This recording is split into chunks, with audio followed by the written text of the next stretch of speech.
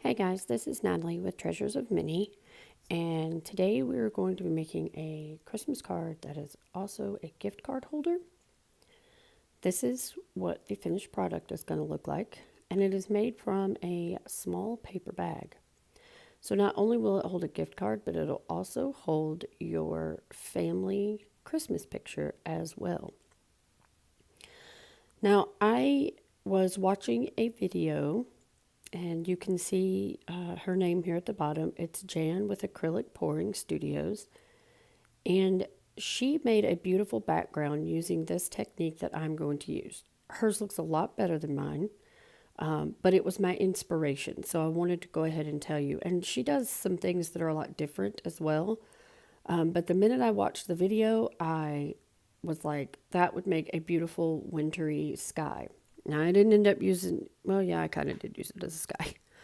So I'm using the Dr. P.H. Martin watercolors and the Liquitex inks, acrylic inks, and then another one as well. I can't remember. Okay, so what I did at first was I wet the entire page, and now I'm dropping in these P.H. Martin watercolors. And this is the first time I've done this. Like I said, I watched Jan's video and just kind of watched it real quick and decided I wanted to try it. I probably have more ink on here than I need. That was some alcohol. I just spritzed it with 91% alcohol. And now I'm using my palette knife to just kind of move it around a little.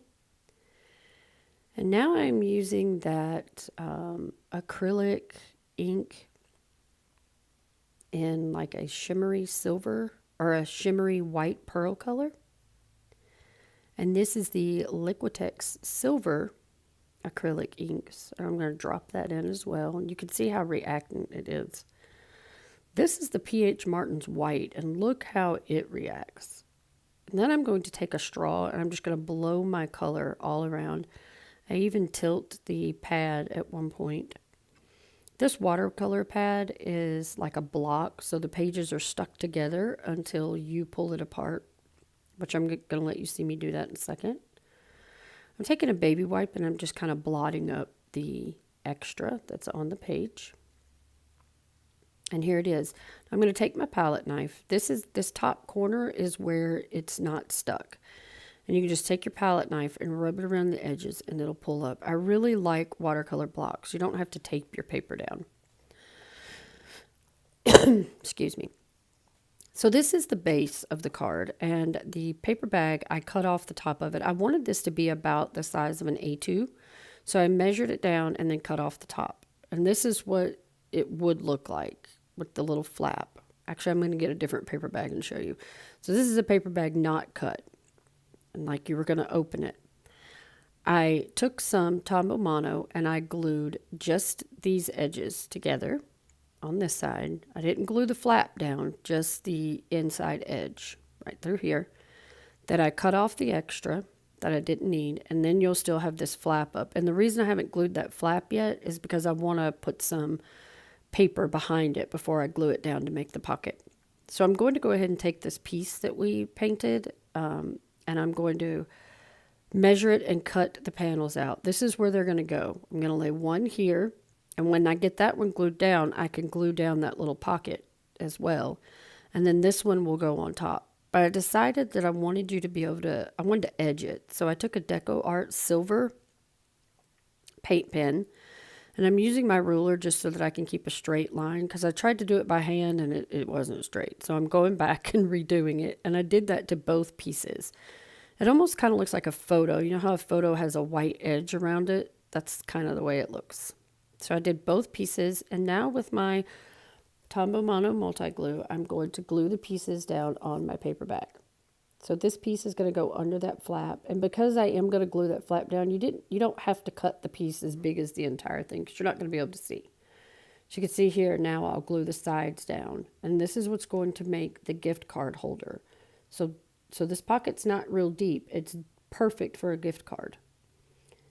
And then I'm going to glue down the other panel. Now I decided that I didn't want the back to be white like the paper bag. So with a paper pad, I picked out some paper and I measured it and cut it down. You'll see here. I edged it with my silver pen as well, paint pen, and I'm going to glue it down too. And I just picked something that wasn't that bright and loud, just so it was, was the back of the card and you couldn't tell that it was a paper bag. So with this Stampin' Up stamp set, I think this one's a couple of Christmas, or this was last Christmas's. I'm going to use this tree to emboss some trees. I want to make it look like there's different levels, I guess, of trees. So with my EK Success powder tool and some Stampin' clear embossing with some Stampin' ultra fine crystal glitter added, I mixed this myself. I'm going to use my Versamark and ink up my stamp. I'm going to stamp a row of trees here. I'm going to ink it up again and do another row. And then with that glitter mix that I did, this is the mix that I used last year to do the napkin technique. It's a clear embossing powder with an ultrafine glitter added to it. So you can see my trees here. I'm going to take a paintbrush and just kind of get off the extra that stayed stuck that I don't want there. So I'm just kind of cleaning it up a little bit. When I get it cleaned up, I'm going to take my heat tool. Let your heat tool warm up for a second before you heat emboss. It keeps your card from being warped, and it keeps you don't have to leave the heat on the card as long. So in the video, you can't see it, but I can. It's really pretty. I wish you could see it. Now I'm going to stamp another row of trees, but I'm going to emboss these in some Nouveau Arts Enchanted Silver. Not Nouveau Arts, it's Nouveau embossing powder. This one is called Enchanted Silver. And I'm going to clean up the edges. And while I was cleaning up the edges, I thought, wait, I want these trees to come all the way over. So before I heat set it, I got my stamp out again. And I'm going to stamp it one more time. I started to stamp it down, and then I realized that the ink would get on the little flap. So I'm sticking a piece of scrap paper there and then pushing it down. I'm going to put on my embossing powder, clean up the edges, and heat set it. Now, in person, you can see the different levels of the trees. I wish you guys could see it because it's really pretty. But anyway, so now I'm going to set this part aside. And we're going to start stamping our little snowman. I had planned to put a little snowman on the front of here. So I'm going to be using a stamp set by Stampin'. These little snowmans are really cute because you can mix and match them. I actually stamped several here. I wanted to show you when I was trying to figure out which ones I wanted to use. And I decided this one was it, so I stamped it on some watercolor paper. And with my new Jane Davenport watercolors, I am going to watercolor the little snowman. Now this video is really long to begin with, and I had to speed things up a lot to be able to get it all in. So I just am showing you a little bit of me watercoloring the snowman. I have lots of videos with how I watercolor already. If you really want to see it, just let me know in the comments, and I will go back and do a tutorial on me watercoloring this little guy. But once I have him done, I am going to take my scissors and I'm going to fussy cut him out, and I'm going to leave that blue snow on the bottom because I'm going to need that to add some other snow on top. And I'm going to use it. I'm going to make snow. You can see him cut out here with this fake snow by Aleene's. I'm going to take it's called True Snow, Aleene's True Snow.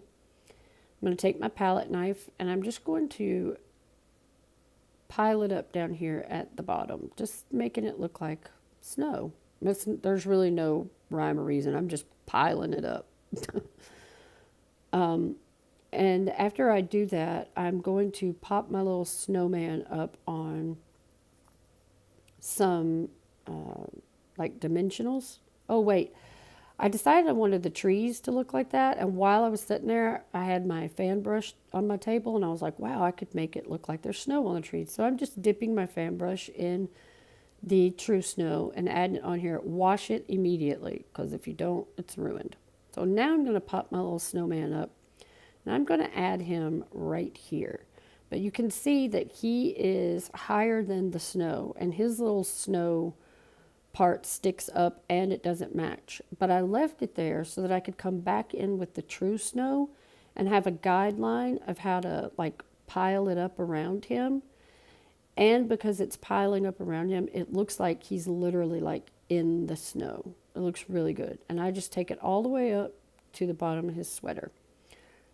And again, I was sitting here doing this, and I had some, it was a little test embossing powder that has like thick chunks of white and little chunks of gold. And I was sitting there looking at it, and I thought, why not? So I dumped some on there while it was wet, and then heat set it. And it does melt different. It doesn't melt like it would if you were regular embossing. You can see it's still chunky, but it makes it have this really awesome texture. I just really like it. So now you can see we have a big pocket here, and then we have that front little pocket for our gift card. So now I want to work on my sentiment, and I got this last year after Christmas, so this is my first time getting to use it. I'm going to use this Winter Wishes sentiment from Sizzix Thinlits, and I cut it twice because the letters for wishes pops out, and I wanted to make that two-toned. So I cut it with some glitter paper, and then I took what was left of our background that we made, and I cut it out again. I die cut it again. With some Tombow, I'm gluing down the green glitter part, and then I'm going to fill up the space of the word wishes with some Tombow as well, and take my tweezers and put those letters back in. Now on the video, it doesn't show up that well. Again, I probably should have chose different colors for video purposes, but in person, it shows up really nice, and it's really pretty. So this is the paper pad that I'm getting all this from. This was from the Target Dollar Spot last year. I really liked it, so I got a couple of extras. And I've decided that this green paper will match really pretty. So I'm going to take that out. And I decided I wanted a little notch, a little like pull tab notch. So with a circle punch, I'm just going to punch out a little notch. This is something that's really easy to do, just using your circle punches in a little bit of a different way. This is some Project Life note cards. I've cut it down to where it'll fit in the pocket perfect. And then with my Tombow, I'm going to glue it to the back of that green plaid patterned paper. This is because I do not write straight when I sign a card. I like to have lines. So I glued this to the back, then I cut it down, and with my corner rounder, I'm going to round all of the corners. And then it will slide perfectly in the big spot of our card. And once I have it in there, I'm going to take my pencil and mark kind of where the center of that is, because I want to attach a bow right here, just so some people know to pull it out. I fiddled with this bow for probably 45 minutes, so I got it to where I liked it.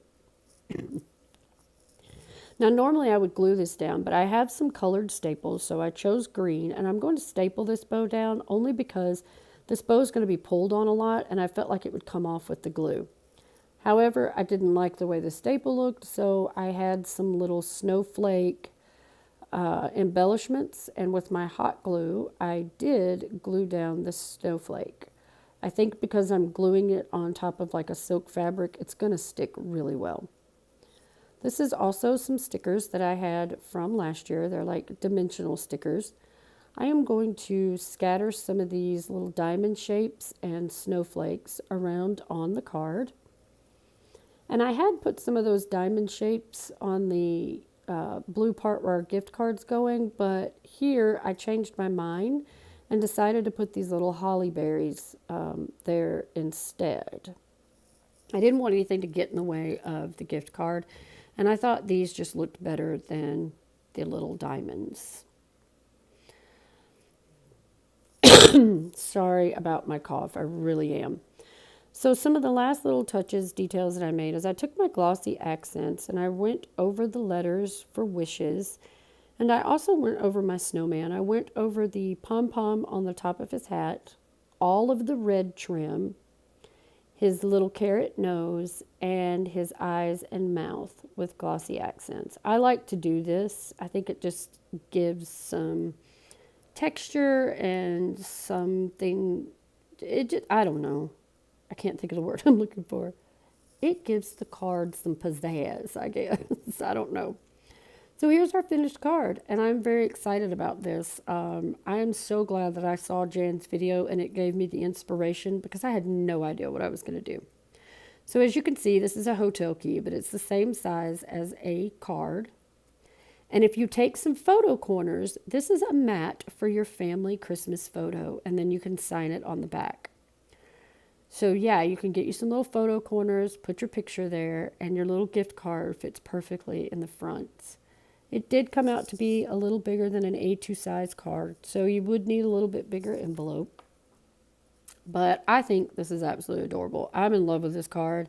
I'd not made a card in probably a month, and I was really worried about it. But watching Jan's video, which I will have linked at the bottom, I encourage you to go watch. It is absolutely gorgeous. I just love it. It gave me a lot of inspiration, and I would like to thank her for that.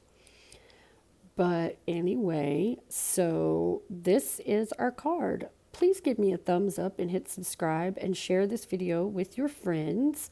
Also, make sure if you're not a subscriber, you click on the little bell so that you'll be notified each time. You can also find me on Instagram, Pinterest, and Etsy at Treasures of Minnie and Facebook at Treasures of Minnie Craft Corner. Until next time, hugs and loves from my craft room to yours. Bye.